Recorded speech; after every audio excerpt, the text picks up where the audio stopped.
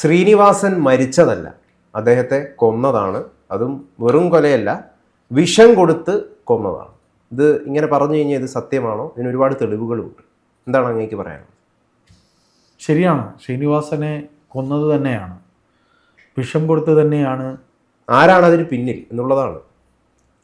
അതിന് പിന്നിൽ ആരെന്ന് ചോദിച്ചാൽ അദ്ദേഹം അത് ഗൗതം തന്നെ ബാക്കി കാര്യങ്ങൾ പറയുക.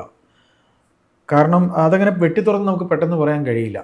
ഇപ്പോൾ ശ്രീനിവാസൻ എന്ന് പറയുന്ന നടൻ, ആകാരത്തിൽ ഇങ്ങനെ കാണാൻ സൗന്ദര്യമൊന്നും ഇല്ലാത്ത ഒരു മനുഷ്യൻ, അദ്ദേഹത്തിന് സിനിമയിലേക്ക് നിൽക്കണമെന്നുണ്ടെങ്കിൽ എഴുത്തിലൂടെ കഴിയുമെന്ന് അദ്ദേഹമല്ല തിരഞ്ഞെടുത്തത്, അദ്ദേഹത്തെ കൊണ്ട് എഴുതിപ്പിക്കുകയായിരുന്നു. പ്രിയദർശൻ എഴുതിപ്പിക്കുക. ഓടൊരു അമ്മാവ ആളറിയാം എന്ന ചിത്രത്തിലൊക്കെ തിരക്കഥ എഴുതുമ്പോൾ ശ്രീനിവാസനോട് പൂച്ചയ്ക്കൊരു മൂക്കുത്തി തിരുവനന്തപുരത്തെ ഒരു ചെറിയൊരു വ്യവസായി, എനിക്കിന്നും അറിയാം, ആ മനുഷ്യൻ മരിച്ചുപോയി. അദ്ദേഹം പറഞ്ഞിട്ടുണ്ട്, പൂച്ചയ്ക്കൊരു മൂക്കുത്തി പ്രിയദർശന് ഞാനാണ് അവസരം കൊടുത്തതെന്ന്.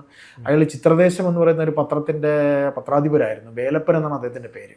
അപ്പോൾ ഈ ചിത്രദേശം വേലപ്പനാണ് പൂച്ചയ്ക്കൊരു മൂക്കുത്തി എടുത്തത്. അപ്പോൾ പൂച്ചയ്ക്കൊരു മൂക്കുത്തിയുടെ സംവിധായകനായ പ്രിയദർശൻ ഒരു വേള നിങ്ങൾക്ക് ആ സ്ക്രിപ്റ്റ് ഒന്ന് എഴുതിത്തരാമോ എന്ന് ചോദിച്ചു. ഒരു കഥയുണ്ട് എൻ്റെ, ആ കഥ ഒന്ന് ഡെവലപ്പ് ചെയ്ത് തരാമെന്ന് ചോദിച്ചു. അങ്ങനെയാണ് ശ്രീനിവാസൻ എഴുതുന്നത്.